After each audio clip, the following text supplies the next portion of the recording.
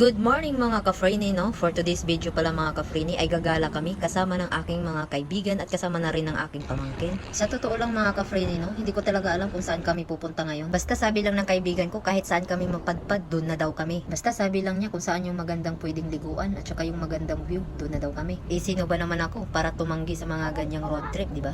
Minsan-minsan din kasi dapat sa buhay natin no mga ka-Freeney, hindi lang tayo puro trabaho, no? Minsan din, i-relax din natin yung sarili natin. So kailangan din natin mag-unwind, no? Kailangan natin mag-recharge kasi bukas trabaho uli, 'di ba? Bakbakan uli. So yun lang yung masasabi ko sa ngayon mga ka-Freeney, no? So anyway, mga ka-Freeney, no, makikita nyo sa video, sobrang lubak, sobrang sira talaga yung kalsadang dinadaanan namin sa ngayon. Paakyat din yung daanan namin mga ka-Freeney, no? Kaya pag tag-ulan talaga sobrang hirap daanan dito na side. Kailangan lang talaga natin dito mga ka-Freeney, tibay ng loob at saka maayos na paghawak ng madibila at saka pagbalansi sa motor. Dahil ang kalsada na dinadaanan namin mga ka-Freeney, no, sobrang hirap kasi madulas at saka umuulan po kasi kagabi niyan, kaya po ganyan po kadulas. In short mga ka-Freeney, kailangan natin ng pag-iingat sa pagdadrive. Pagkatapos po pala mga ka-Freeney sa pag-akyat dyan, so bababa na tayo dyan, papunta na dun sa kung saan kami pupunta talaga.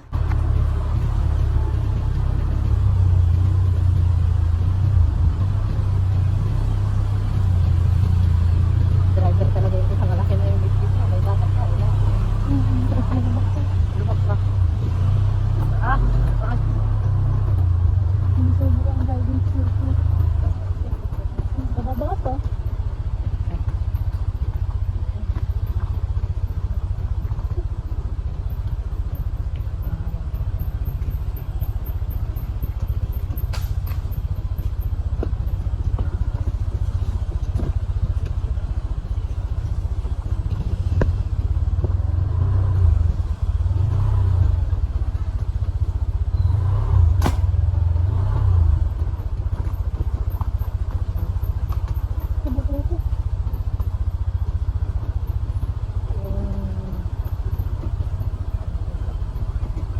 So dito nga mga ka-Freeney, no, nakarating na po kami sa pupuntahan daw namin at dito na lang daw muna kami. Kasi sabi ng isa naming kaibigan, maganda daw dito liguan. Sabi niya kasi nakapunta na daw siya dito. Kanin po. Opo. Kanin lang daw dito dito? Ay, kanin lang. Ay, ilog na dito nga. May ilog dyan. Pabalik. Tawagan mo na si Chengoy. Ay, ba na ba yun? Galing Batangas pa to. Paka-surprise. Paka-surprise pa to. Baka pa namin ba? So dito nga mga ka-Freeney, no, sinamahan kami ng aming guide papunta dun sa aming cottage na pupuntahan or gagamitin, no. At ang sabi ni ate, meron silang dalawang pool sa kanilang resort. At meron din po pala silang tinatawag na grotto, 204 steps. Pwede nyo po akyatin hanggang sa taas po.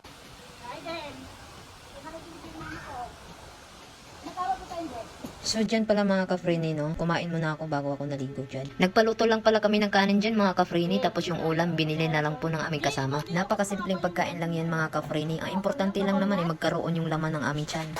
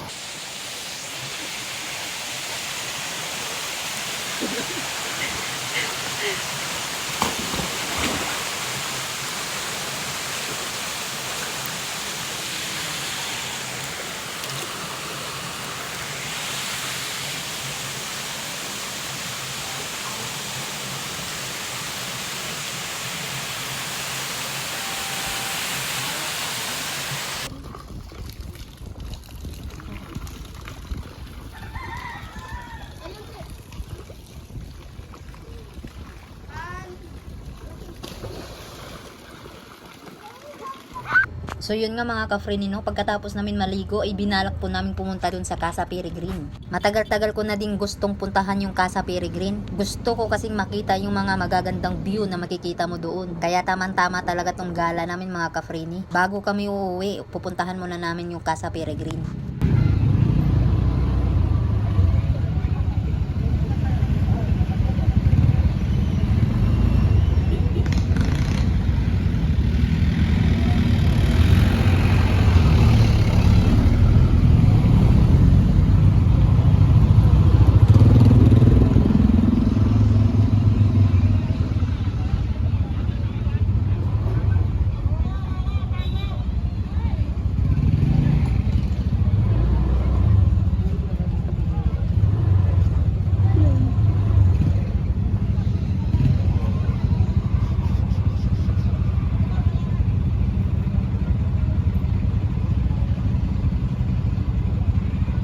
Apat.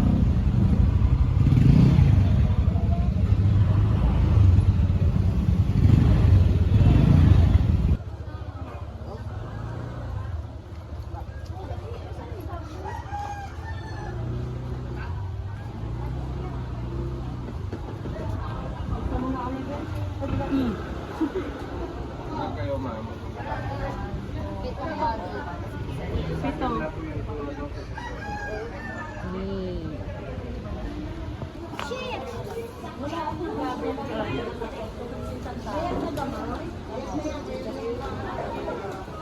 Ano? Kuha tayo? Ang saya mo dito sa takot ako. Dito sa pero malay mo, di ba? Takot ko. Tama na kayo. Tingnan muna natin bago tayo mag-amin.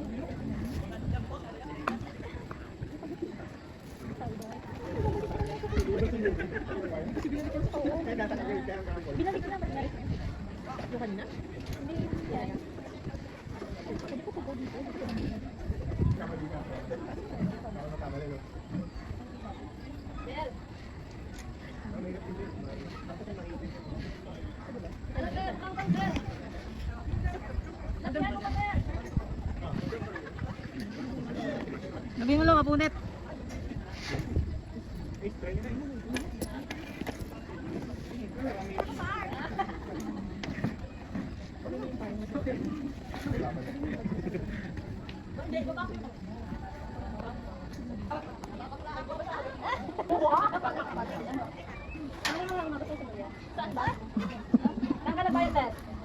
Doon sa entrance? Sa entrance?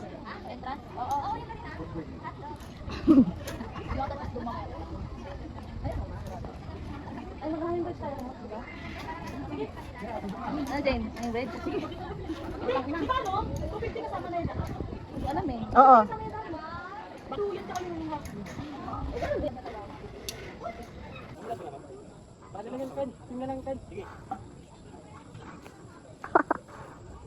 Apa?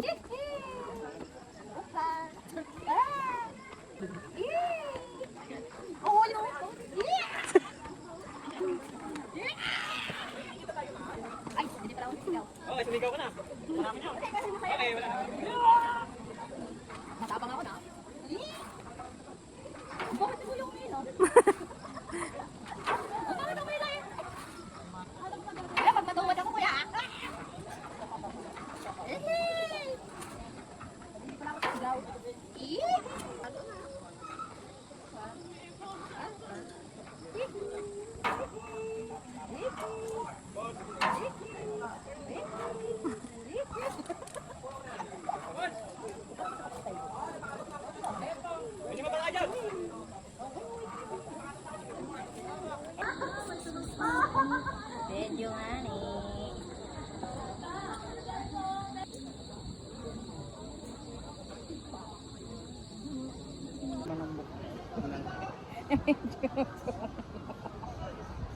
Ulit.